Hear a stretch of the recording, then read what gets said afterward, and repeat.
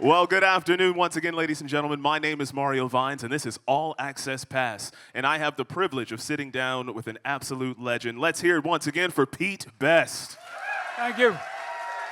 Thank you, Mario. Thank you for all coming.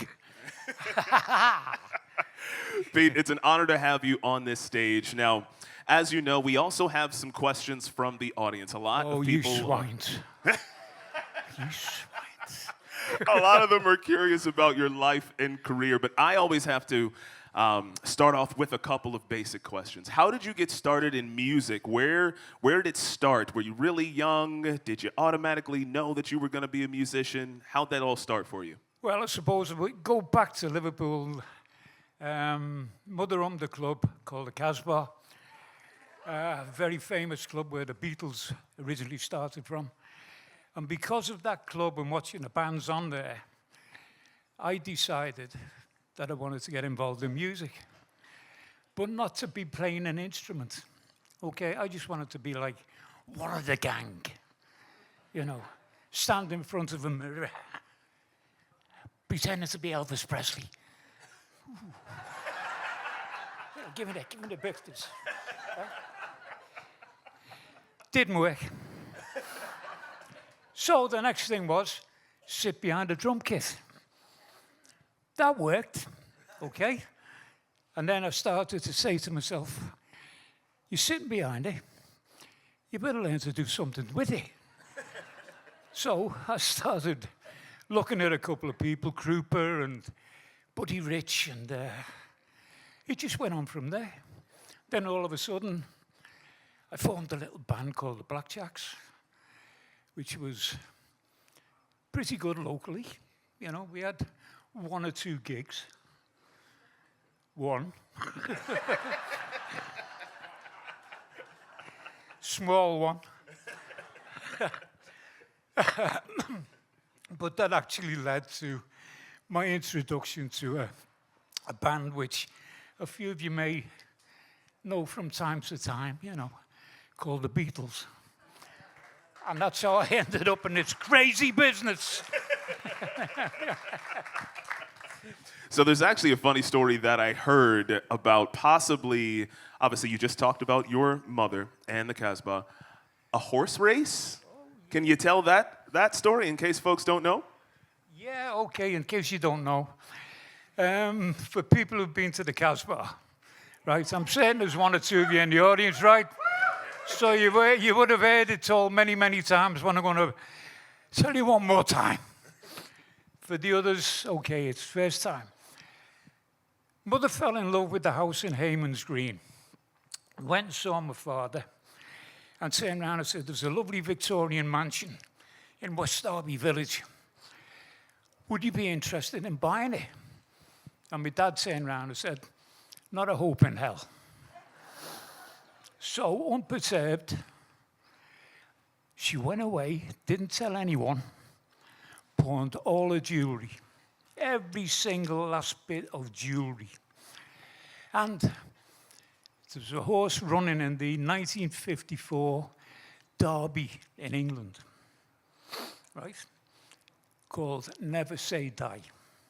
Rank outsider, 33-1. Being ridden by a young apprentice jockey called Lester Piggott, right? Derby Day comes, we are sitting there listening on the radio, and I'm watching my mother Mona, and I'm looking at her, and she's like that, very, horse gets going, right? We're into the race. It's coming on, Derby's coming like that. And Mo's by the side of the radio. Come on, never say die. Come on, never say die.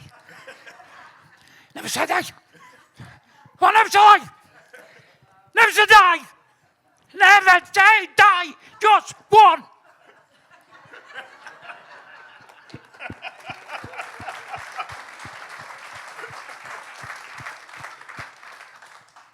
I asked her, I said, Mum, what was all that about?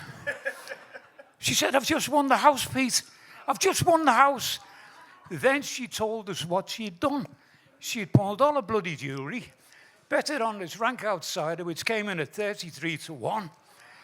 But God love her for it, right? Yeah. Because the horse's name was Never Say Die, and that's been the family motto ever since then. Okay. Well, That is an outstanding story. It really is. All right, so I know that many people are very, very curious. We actually had a few questions come in.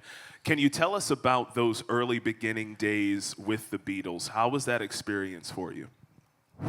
How long we got? Early day experience, long hours, especially Germany, 6-7 hours a night, 7 nights a week. But all of that turned us into this ferocious rock and roll band, which came back to Liverpool. And once it conquered Liverpool and it started recording, the world got to know about this little band called the Beatles. And they've now rewritten music history. And that's how I actually started. The early experiences, all the work which was put into it in Germany. I'm not going to tell you the other side of it, but I'll be in the bar.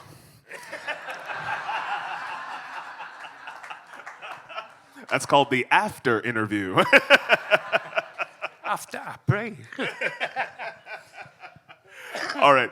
As I said before, we have a few questions from the audience. Two people actually wrote pretty much the exact same question in almost the same handwriting. So it's pretty interesting. Come on, own up. So this one comes from Jerry from Arizona and Chuck from Winston-Salem. Both of you wrote almost the exact same question. What are your favorite memories from playing in Hamburg? Playing in Hamburg. Ooh, you two. You two. Right? Do you want the clean version? That was you the can't biggest have the no I've dirty ever version. heard. Right, it's not after 9 o'clock. No, come on. Experiences in Hamburg. Okay, let's put it this way. Musical experience, a total learning curve, right? Because we went there raw musicians and all the long hours turned us into great, potential musicians. The other side of the coin was, we didn't know that we were going to be playing in the St. Pauli area, Hamburg, which was the red light district of the world at that time. And we were very young, virile, 18, 19-year-olds. And we suddenly realized our musical education was growing. God bless us. Our sexual education, we mastered.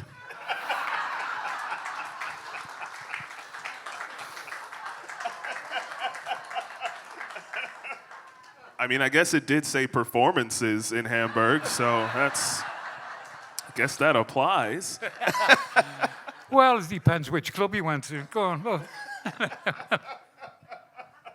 All right, moving on along here. This one comes from Stan from Indiana. It says, when was the last time that you've had a conversation with each of the four Beatles? And if you did have a conversation, what was it about? The last time I had a conversation with each of them, that'd have been the night before I got the boot.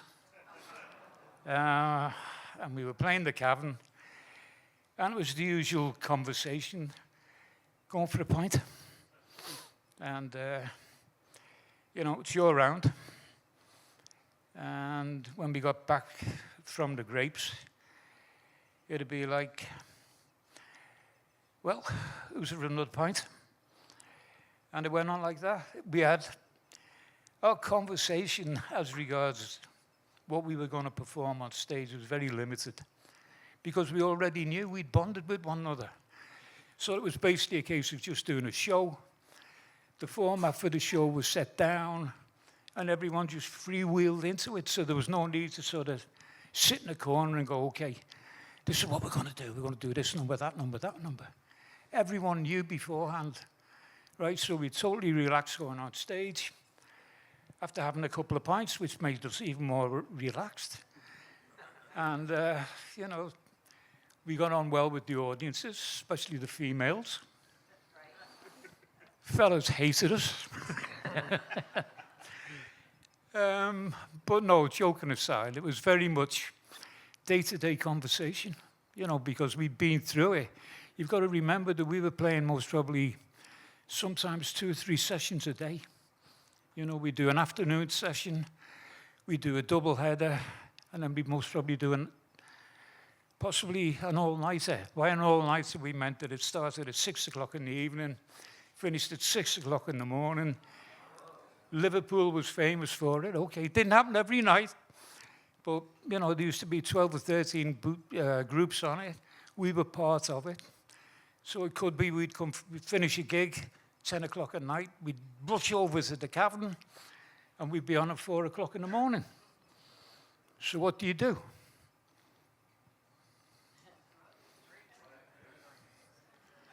Drink. Drink to me. Oh, I'm getting carried away. Go on. Fair enough. And along with that, Carmen from Miami. Where is Carmen? Where's Carmen? Hey, Carmen. Carmen says that many women, she's polled a lot, she said many women feel as though your departure from the Beatles was because you were much better looking than Paul and John. Could it be true?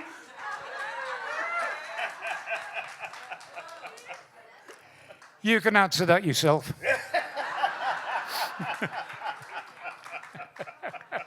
I love that. All right, this one comes from Steve from Rockville, Maryland. Steve from Rockville, Maryland. Steve has kind of a 3-part question here. He's asking, what is your favorite pub in Liverpool, in London, or anywhere in the world? Favorite pub? Okay. I suppose the pub in Liverpool is most probably the Grapes. In London, yeah, don't drink a lot in London, right? The rest of the world, every damn pub I can get into. Simple philosophy on life. If the doors are open and they let us in, we'll go in. We're from Liverpool. We might never go in again. We could be barred out, but we get in the first time. All right. Along those same lines of random favorites, Candy from Texas. Candy from Texas says, what is your favorite state in the United States? Oh, the yellow rose of Texas. They're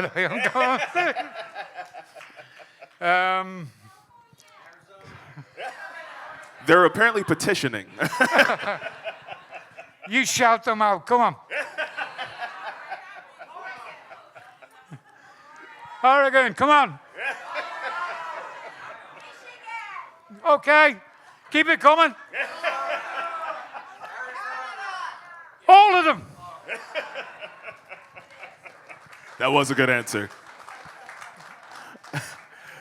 Along those same lines, throughout all the years of touring with multiple bands and performing just as an artist yourself, where has been, and it doesn't have to be your favorite state at all, but it could be in the entire world, where has been your favorite place to perform? Off the top of my head, most probably the Flower Power cruise. That's a match. We have a winner. There you go.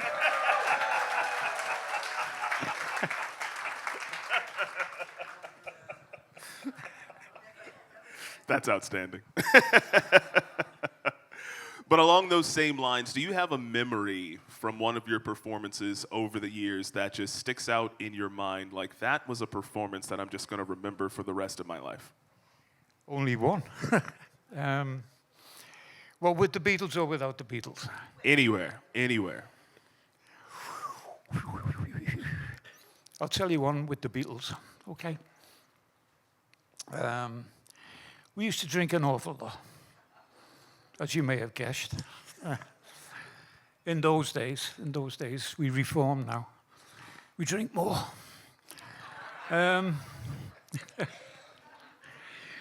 We were doing a little bit of drinking, and one particular night we bet John Lennon that he wouldn't go on stage with only his swimming trunks on.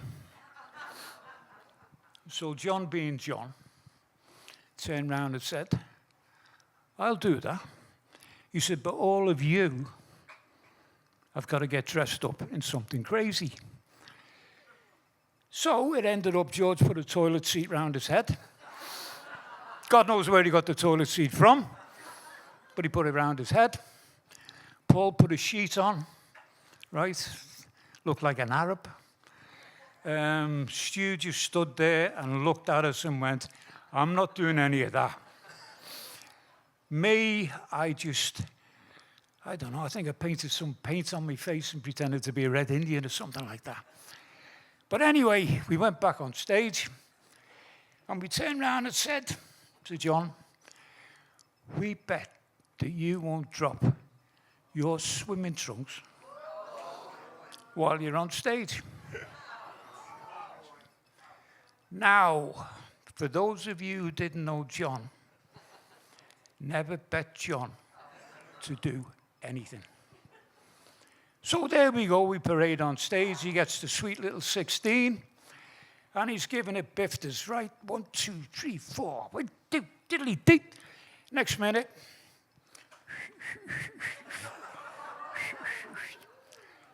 Right.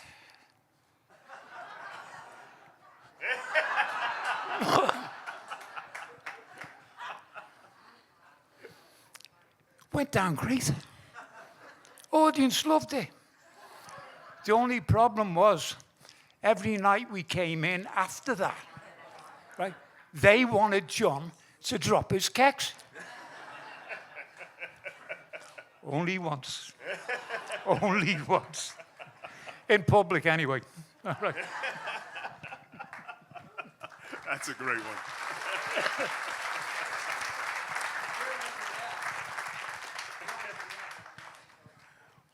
Oh, where was the performance? In Hamburg. Where else? Where else? All right. All right. So obviously we've had our Beatle days. Can you walk us through the post-Beatle days? What did you do as a performer? Did you go on your own? Did you start a new band? How did that work after that? Well, post-Beatle days, after I got the boot, I joined a band called Lee Curtis and the All-Stars, which did very well. I took them to being second behind the Beatles in Liverpool, which was, at that time, as close as you could get to them. And from there, I progressed to forming my own band. The All-Stars wanted me to break away, go solo, which we did. We got signed up by Decca. We became the Pete Best Ford and the Pete Best Combo. We toured America. We were doing very well in America. Now talking about around about 1964, 65. And the American Musicians Union stepped in and went, "Pete, because of the exchange that was going on in those days, they turned around and said, it's okay for you to stay, but you've got to play with American musicians." So I turned around and said, it doesn't work like that in my book, because I have just been kicked out of a band, and I'm not going to leave my guys to go and play with American musicians. So we packed up our bags. We went back home again. But we've been away for 6 months, and things changed very, very fast in Liverpool in the music industry. And we found that it was difficult to, get back into it. By this time, I'd fallen madly in love with a beautiful girl in Liverpool called Kathy. So I was deciding to get married, and I got married. I had 2 beautiful daughters. I had to start thinking about raising them. So all of a sudden, in 1968, I made a conscientious decision that I was going to leave show business, right? I was going to become a civil servant, which was working for the government, but it meant that I had regular income coming in, and it gave me enough income to raise my family the way that I wanted to do. Okay, that was first and foremost.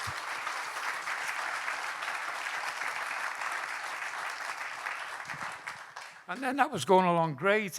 Went through all the promotional channels and all that. And then I got to 1988, right? So by this time, the kids are growing up and, you know, well aware of what my background has been. And I was being pressurized by a lot of people in Liverpool to play at a Beatle convention, OK at the Adelphi. So what I did, after many years of getting my arms twisted up my back, I agreed this particular year. It was 1988. And I turned around and said, fine, I'm not going to get on stage and play any Beatle music.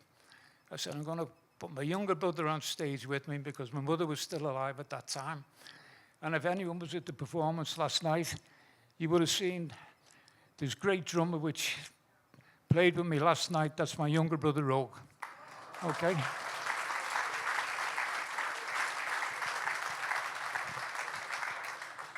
Now, the first time we ever played on stage was at that convention.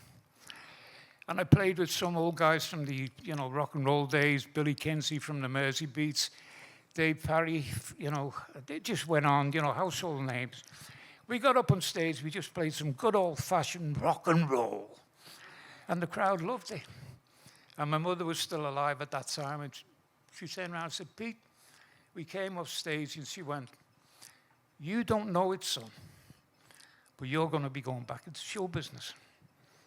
And I turned around and said, nah, no way. It was only a one-off performance. She was right. The opposite work started coming in. And from 88 up till now, I've been performing with the Pete Best Band. We've traveled all over the world on world tours. We've recorded. And we're having a hell of a time.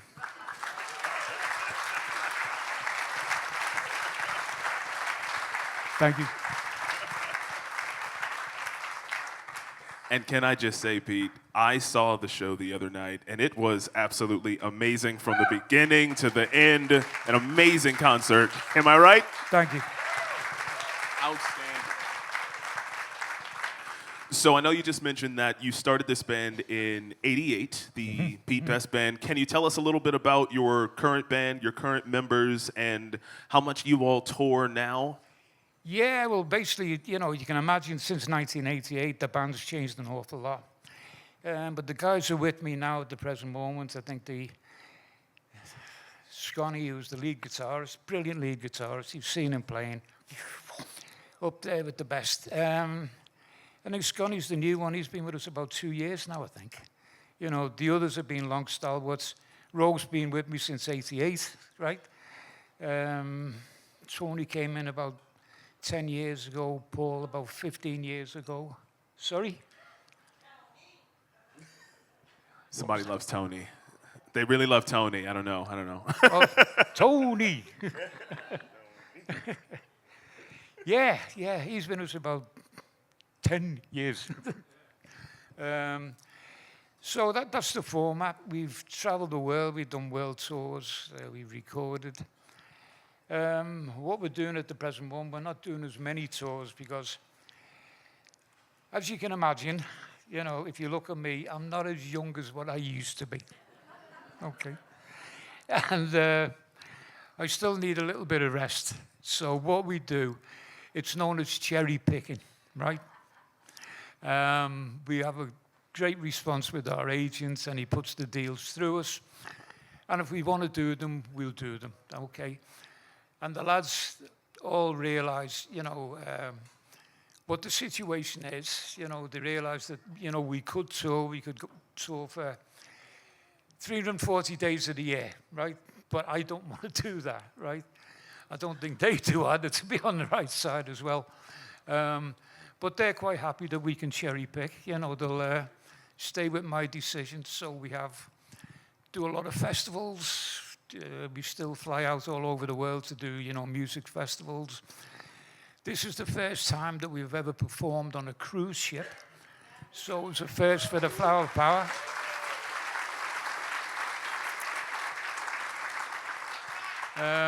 And we hope it won't be our last. Okay, so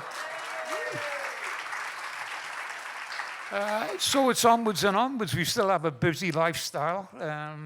As well as that, Rogue and myself are involved with we own a museum in Liverpool, which is called the Liverpool Beatles Museum.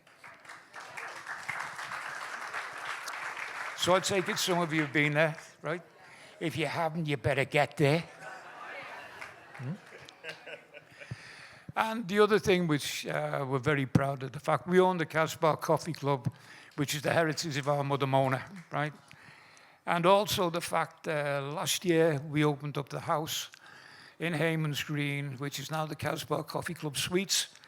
So if you go on Airbnb and you want to stay where the Beatles played, where the Beatles slept, where the Beatles... Come and see it for yourselves. Come and see it for yourselves. 5 wonderful suites: Harrison Suite, McCartney Suite, Sutcliffe Suite, Lennon Suite, and of course the best suite. Okay, there you go.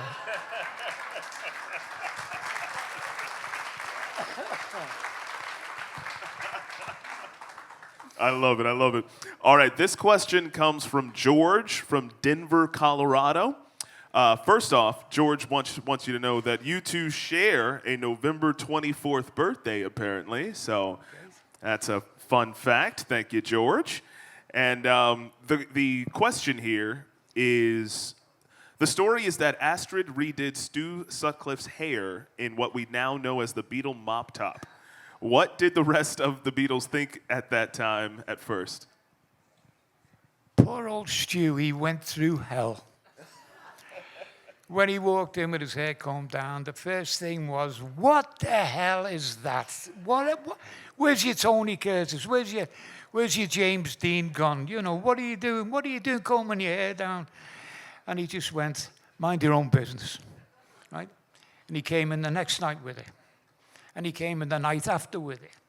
And in the end, we just basically turned around and said, fine, leave him. But little did we know, in a short period of time, George would go and get his hair cut by Astrid, right? And then, about a year later, John and Paul went to Paris for a holiday. And they met a fellow there called Jürgen Vollmer, who was a great friend of Astrid.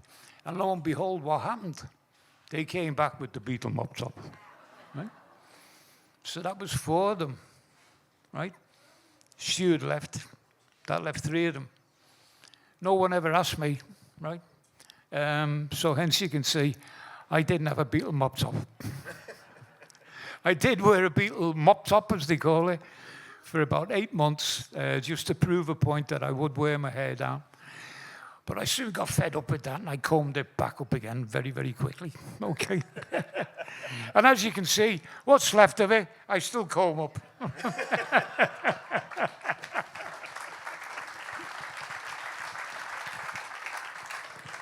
So we got one of your favorite experiences from the Beatle days as far as performances go.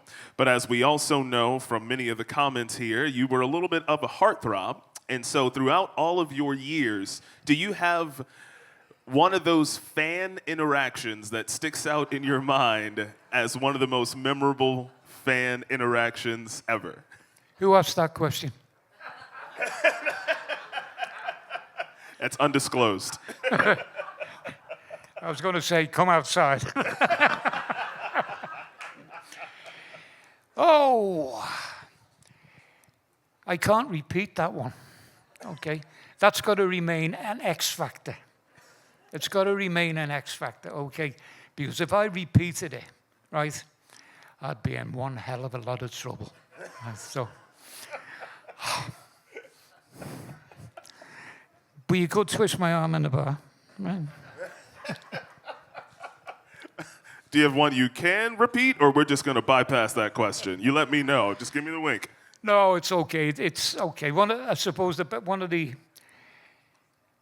most famous fan experience that we had was I woke up one morning, middle of a summer, and looked out my bedroom window, and there were 2 little girls or big girls actually, hiding behind a tree. And this is about 5 o'clock in the morning. So I went down and turned around and said, you know, what are you doing here? And they went, we've slept here all night, Pete. So I said, didn't you have anywhere to go? They turned around and said, no. She said, we thought that if we stayed here all night, we knew that your bedroom window, and that when you got up and you came to the window, you'd wave to us, right? So I turned around and said, you stupid. Come inside and have a cup of tea, all right? Yeah. And there we go, okay. And those two girls have remained firm friends, and they're still in Liverpool, and we still communicate quite regularly, okay. We're all aged a little bit now, but we always look back and go, remember the morning when I saw you behind the tree?